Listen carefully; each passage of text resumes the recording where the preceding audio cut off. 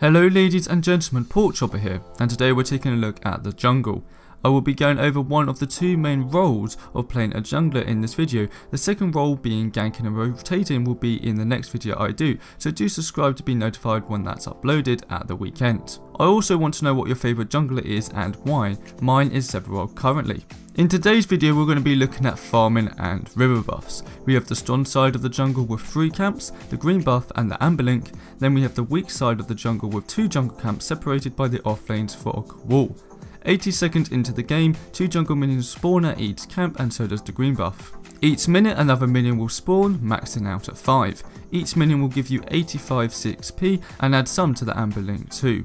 All jungle camps only have a respawn rate, so they don't increase in difficulty as the game progresses. So before I go over how to farm correctly, this applies for the 7 main junglers being Chimera, Rampage, Grux, Quan, Krunt, Sephiroth and Fen Male. Of course other heroes can jungle, but these are the true junglers, even though some are preferred in the offlane position. To start off with, you need to grab a Siphon card. For every jungler apart from Quan and Chimera, this will be the one giving you extra HP per basic attack on jungle minion. Quan and Chimera can still use that Siphon card, but with both their passives that regain them health quite easily, they may benefit from the 15 cleaves damage Siphon card instead, but that's personally up to you, trial and error. To kite the jungle minions correctly now, meaning you take as little damage as possible and kill them as quickly as possible, you need to do the rubber banding technique.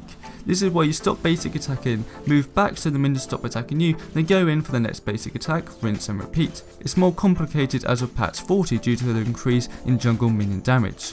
Each hero will have to do this differently with their abilities, attack animations and basic attack range. But go into bot matches to practice with this. Start slowly with a single jungle camp, then get into the rhythm, and by the third full jungle attempt you should have got your groove in check, and watching the demonstration on screen should help you out. The perfect farming rotation means you would have hit level 3 before 3 minutes so you can contest the river buff. All heroes are set for Sephiroth to the first rotation I am currently showing.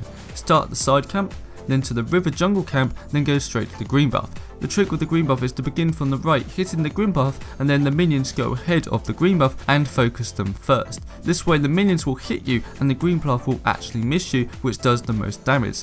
Keep adapting to how these 2 minions move so they're between you and that green buff as much as possible. It's rather tricky, but move all the way back if you need to reset them.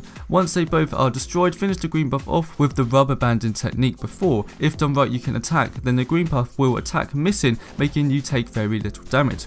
Once that's done, you go to the back camp, which should have 3 minions by now, then go to the 1 minion side camp, then the 1 minion river camp. If done right, this rotation should be successful by 3 minutes and you should be able to contest the river buff, being at level 3. Sephiroth, due to you wanting to try and gain stacks and slower basic attack animation times, which you counter by only hitting the first 2 of these animations for the third final one, which is a slow blow to the floor. Rubber band like before, but don't hit too quickly and the animation timer will reset. Only change to Sephiroth is you start the river camp, then the green buff, which you take the same as before. Then back camp, which if you are on time will still only be 2 minions, then the side camp, back to the back camp which should have 1 minion, and then finally the 1 minion river camp in 3 minutes, ready for the river buff and hopefully a few stacks along the way. Sephiroth is a lot harder to perfect this, and even the green buff early on, if not done right, can kill you, so you have to practice it a lot.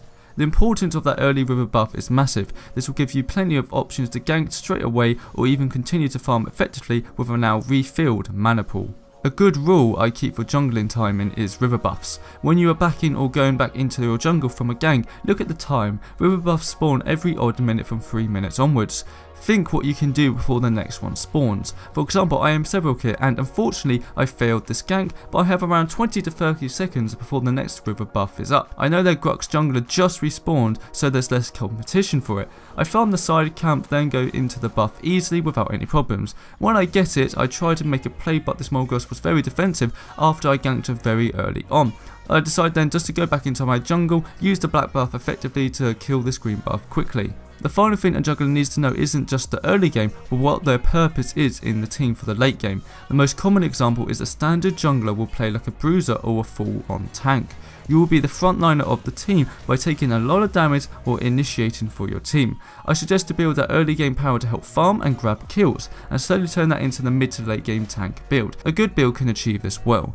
But that about covers it for today's video, just going over the basics of farming, the importance of river bus, and a few little extra tips to understand what the jungler's role does. Next video at the weekend will be going over ganking and rotating, which will be a lot more complicated, so definitely check that out if you're looking for some more pro tips. Like I said before, stick around for that, and I'll see you guys next time.